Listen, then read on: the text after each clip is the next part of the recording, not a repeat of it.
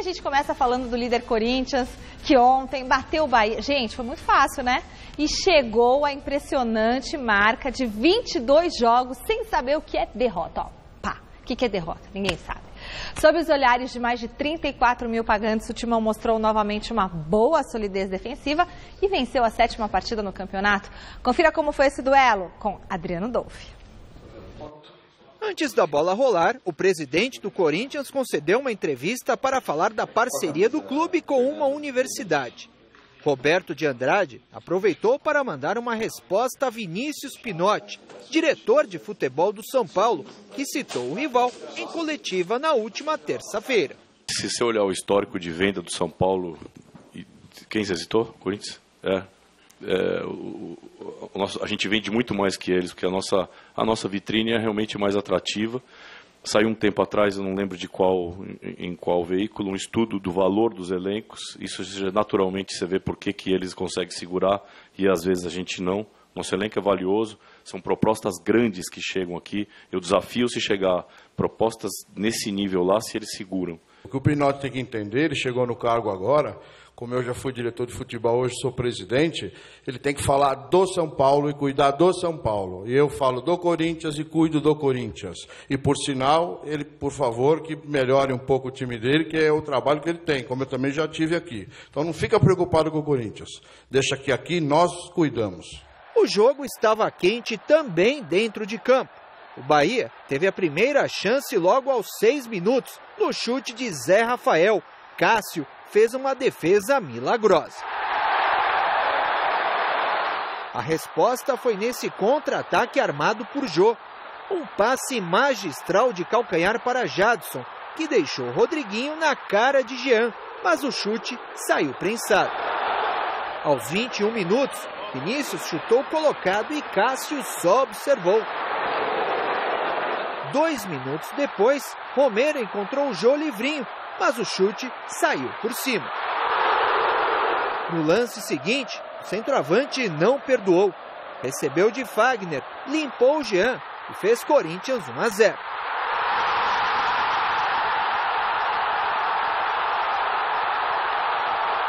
Aos 32, Jô recebeu outro belo passe de Rodriguinho e perdeu um gol feito. Depois do intervalo, o time baiano foi só pressão. Tanto que Gabriel, sobrecarregado na marcação, cometeu falta dura aos 10 minutos, que acarretou no segundo amarelo e na expulsão de campo. René Júnior, que também tinha amarelo, disputou essa jogada com Fagner e o árbitro Delson Freitas da Silva seguiu o mesmo critério, mostrando o vermelho.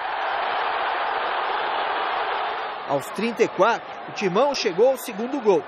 Depois do escanteio, a bola sobrou para Balbuena, que apenas empurrou para o fundo da rede.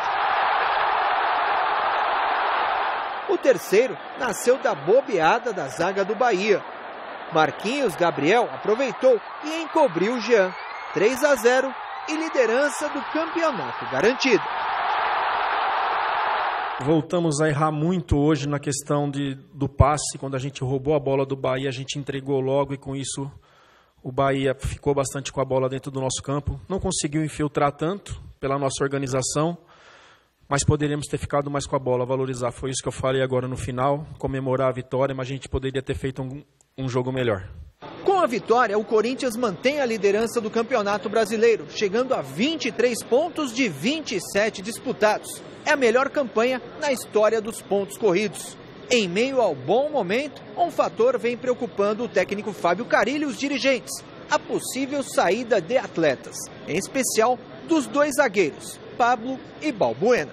Eu deixei bem claro assim que eu vou fazer de tudo para que a gente fique com esse grupo até o final do ano, mas a gente sabe que não é fácil, né? A diretoria vai trabalhar muito para que não saia ninguém nesse momento, mas a gente sabe que é muito difícil.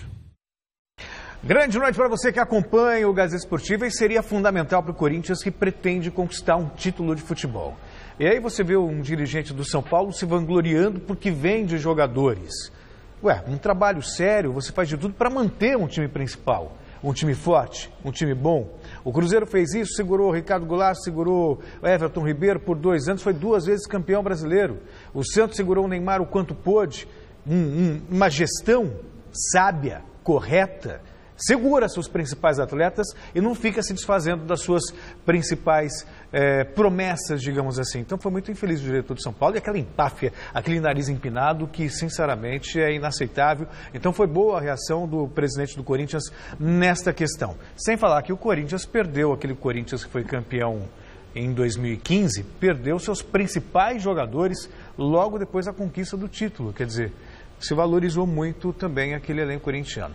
Sobre o Carille, é bem interessante ver o Carille falar, Chico, depois do jogo, porque ele, em primeiro lugar, não tem muito marketing, não tem muita frescura, não tem muito mimimi, ele procura ser sucinto e falar aquilo que foi, e raramente você discorda dele. Por exemplo, o Corinthians venceu o jogo por 3-0. Muita gente vai falar assim, nossa, o Corinthians foi fantástico. Não foi fantástico. Tomou um sufoco do Bahia no começo do jogo, não fosse o Cássio, o Bahia teria aberto o placar. Tomou um sufoco do Bahia no começo do segundo tempo, só que é um time que tem uma defesa sólida e soube aproveitar das falhas do time baiano para fazer 3-0. Então acabou o jogo, ele não ficou assim, nossa, somos fantásticos. Não, foi lá e fez um meia-culpa. Diz que o time realmente não jogou tão bem assim, mas segue líder. Em contrapartida, quantos técnicos que você não vê ali, empatou 0-0, perdeu o jogo e depois começa. Não, nós jogamos muito bem, nós somos fantásticos, só demos azar. Sabe, então, normalmente eu vejo o mesmo jogo que o Carille viu. É um Corinthians muito forte, um Corinthians que não é líder por acaso e vai ter uma prova de fogo no próximo domingo. Sobre a arbitragem, ele errou 2 vezes. Errou na expulsão do Gabriel, que depois, claro que é um lance difícil, mas no replay dá para ver que ele toca na bola, sequer toca no jogador. E aí fica a suspeita, será que não avisaram o quarto árbitro e o árbitro pelo fone foi comunicar? Porque depois essa expulsão também foi mais ridícula ainda. Não faz o menor sentido essa expulsão do René Júnior. Então, acho que ele compensou. Foi 3 minutos depois, 4 minutos depois, acho que ele deu uma compensada porque ele errou nas 2. Chico, boa noite. Boa noite, Falei Celso. muito, estou empolgado hoje, hein? Estou empolgado, eu percebi, e não é à toa, a torcida do Corinthians inteira está empolgada, não é só você. Até quem não é corintiano já está fazendo aposta, quando é que vai cair, ou irão cair as muralhas de Jericó, que é a defesa do Corinthians. A defesa do Corinthians não cai de jeito nenhum, né? E quando falha o Pablo, falha o Balbuena, está lá o Cássio, né?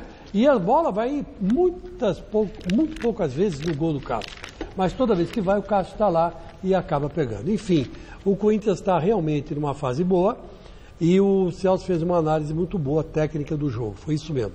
O Corinthians, 20 primeiros minutos, não passou do meio campo contra o Bahia. O Bahia deu um sufoco no Corinthians impressionante. Mas o Bahia, apesar de ter dado sufoco, não conseguia penetrar na zaga do Corinthians. E o Corinthians jogando por uma bola no contra-ataque. Começa aí que você está vendo. Isso foi até os 20 primeiros minutos do segundo tempo. Aí o Bahia deu uma cansada, porque arriscava mais chute de longa distância do que de perto, né?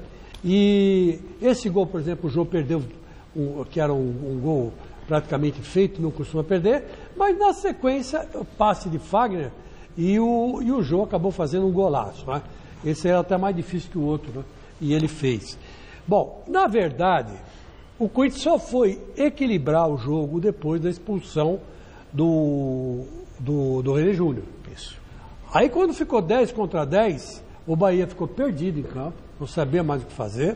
O Jorginho fez uma série de alterações ruins, tirou o Alione, que é um cara de armação, um cara que sabe, que pensa para jogar.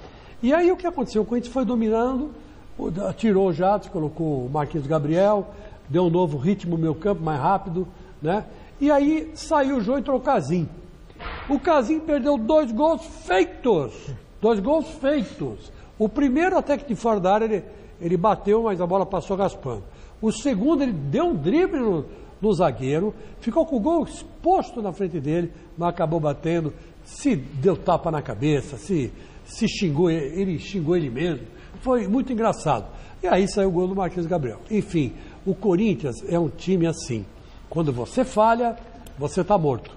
E o Grêmio é igualzinho. O Grêmio é igualzinho. Por isso, o bicho vai pegar no meio. Por isso, faremos uma cobertura completa no site gazetesportiva.com com esse duelo. A partir de amanhã, reportagens especiais. Vai ter reportagem falando do Luan, uma matéria super especial dele, o Luan do Grêmio, que tem sido aí o melhor jogador do Campeonato Brasileiro. Carille versus Renato Gaúcho, o que a gente pode esperar desse confronto? E muito mais.